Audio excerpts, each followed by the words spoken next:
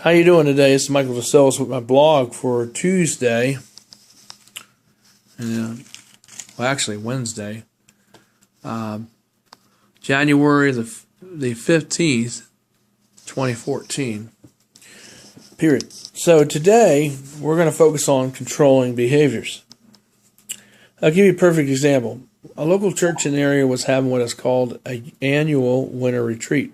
Last year I was invited and had the privilege to go to this retreat.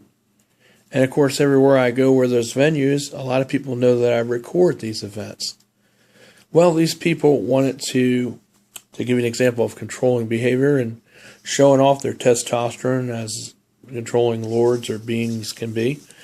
People who are just very selfish and very closed-minded, that they just wanted to have all the profits to themselves because they figured, well, I have a closed venue, I can say whatever I want, and they can, but they didn't have to be that way, but they were that way because they just wanted all the money to themselves. They wanted people to buy the videos, and then they weren't going to show the videos on YouTube, because after I told them about it, you'll just air it up on YouTube, and what makes the show that I can't rebroadcast it, because it's a fair use act, so I can still broadcast it. They just want to hog all the rights to themselves. But truly, when you put something up on YouTube or any network, it really isn't your property after it leaves your server or leaves your computer. It becomes their property, especially if it's a free service like YouTube. And that's what it says in their EULA, and that's what I exclaimed to these, redneck, controlling people. Matter of fact, the guy was trying to audition to be a preacher at Liberty, Church of Christ. It was a retreat from there, and he married a girl that I really loved, Sarah. And of course, they have a beautiful girl now.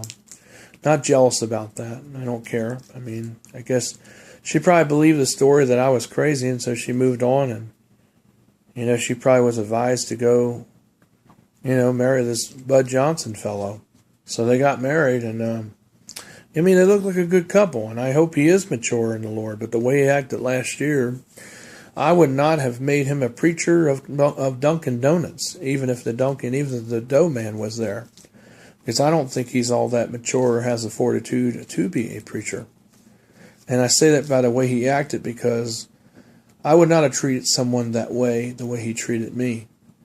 It may be a closed venue, it might have been their arranged event, but because I'm there, and if I'm there broadcasting and streaming it myself, it's not costing them anything. And if they gave me permission to do it, which I would have done if I was the venue operator, and if they wanted to sell it, because plenty of money I'm making there at the event, they can sell it too. I believe in competition, and I believe in competitiveness, and I believe in sharing. I don't believe in being greedy, but that's the way they chose to run their venue. But anyway, these two people were in business. His name is Soon, who is married to Sarah O'Kelly. Of course, her name isn't O'Kelly anymore because they're married. And he works at Capital One, as an IT consultant there, and does IT stuff there for the Capital One bank branch here in Richmond. But the thing is, they have a sole proprietorship, him and Bud Johnson, or had one. I don't know if they're still in business or not. And it was something Productions. I forget what it was called. Some weird name. But, but anyway, I didn't think they were very Christian about it. I know that's the way they chose to run their venue, but I don't think I would run a venue like that. Because even though it was at Camp Hanover, that it's a private ground. But if someone gets invited to it, then it's, it's open to them. And, anywhere where I go, I always tape venues. But, they thought I was going to have equipment there. And, the emails went around and around on Facebook. And really, it was just a ploy because they really didn't want me there to record, because they wanted their equipment there because they were just being selfish about it. Just like, when Soon was over the proceedings at Pole Green for a while when he was a youth minister, he figured he could tell me, that I couldn't record certain things there. But, of course, the committee at Pole Green stepped up, and my grandfather stepped up and said, well, he does record here a lot, and he's been here before you, and he's been doing this longer than you, and that's why I was still able to record there. And same thing, a lot of people know I record, and I still do record a great number of venues, and even though I'm there, and even though they're selling stuff there, I sell stuff there too. And I don't have problems like I did with Bud and Soon.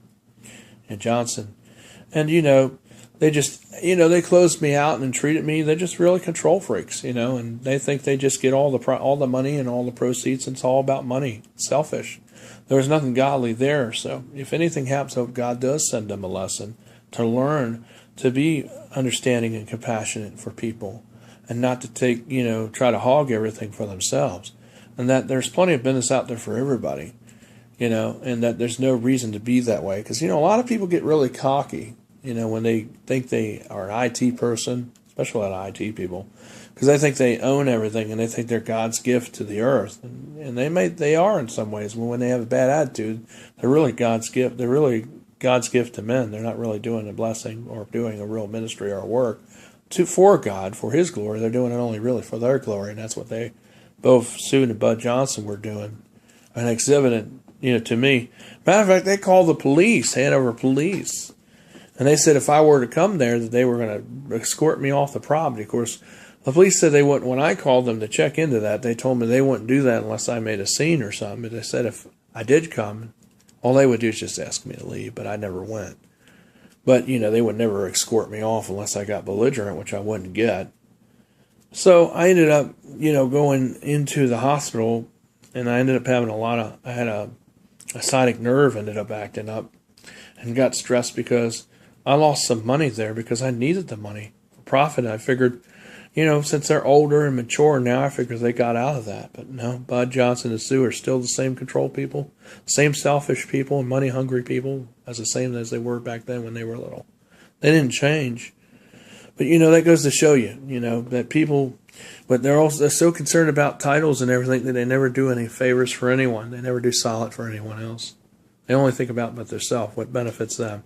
And all control people are like this, not just Sue and Bud Johnson, but they're all friends and, they just think about themselves. That's all they think about. They don't think about helping other people. And, that's how a lot of things do help people is when we think about others. We don't think about ourselves. We think about helping other people, and then that makes us not selfish. And I always think about helping other people and what benefits me, but also what benefits the greater good for other people. And there's an opportunity for people to come in. I'll let them come in when I do venues, because I do them too. And I allow other people to come in there and sell their product, because I believe that there should be fair competition and there should be fair business practices. And, because, a lot of things, the reason why I have these opportunities that I have, unlike the opportunities that they get, is because of that reason. And I still make a lot of money. And then those other people, they make money too. Because there's plenty of people out there that can sell a product professionally and make a good living. And there's no reason for it. If you have over 100 some people coming, there's no reason that we can't work together. But they didn't want to do that.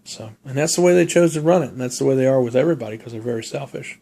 Very self-centered, very unchristian-like, and very ungodly-like.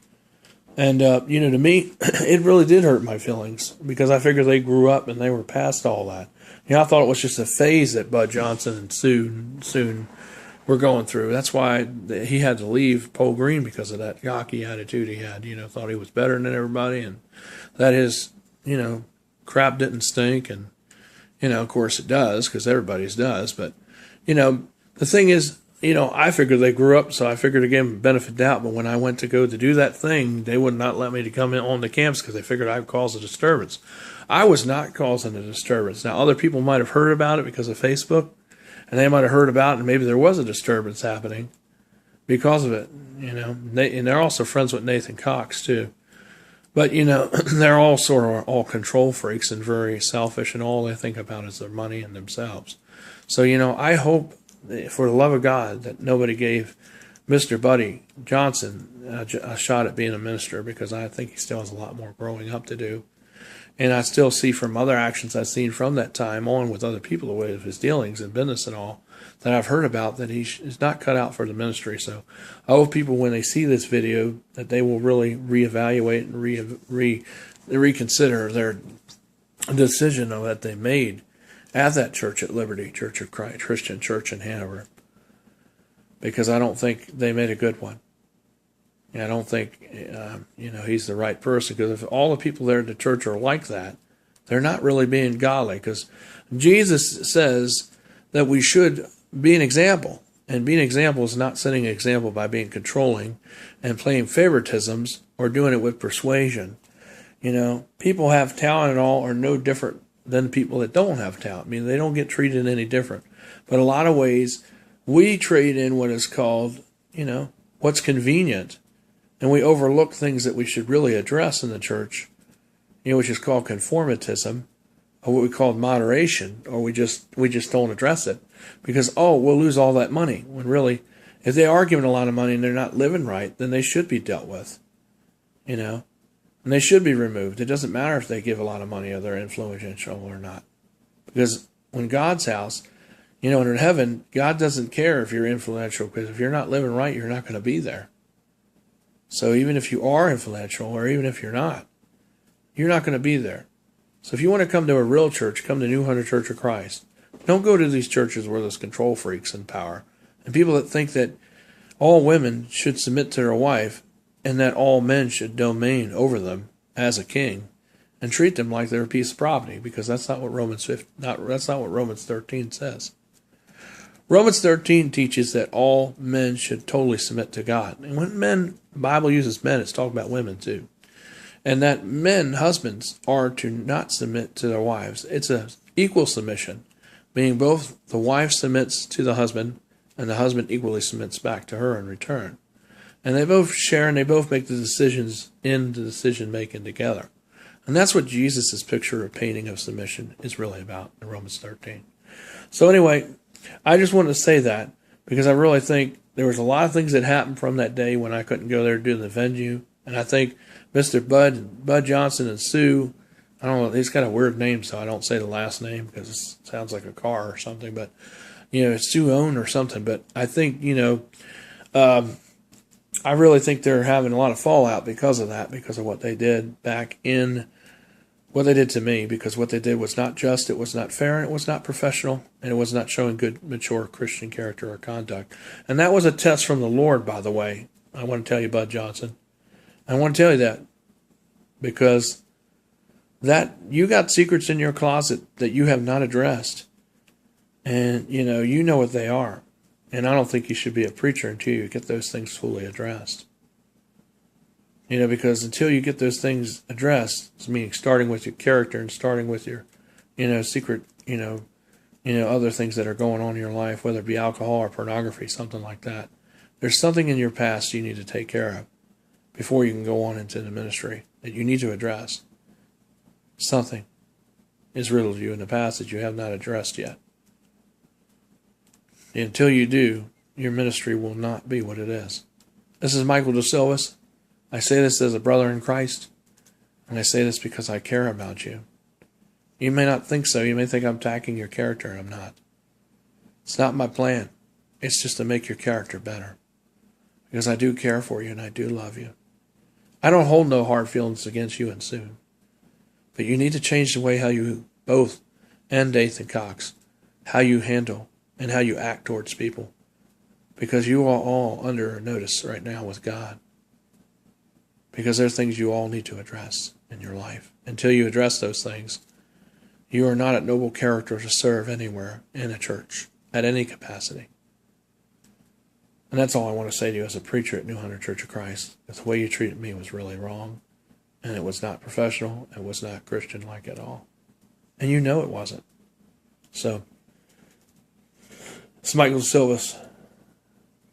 Just think about the words of what I'm saying. It's not personal. It's just the truth. And you know it. See ya.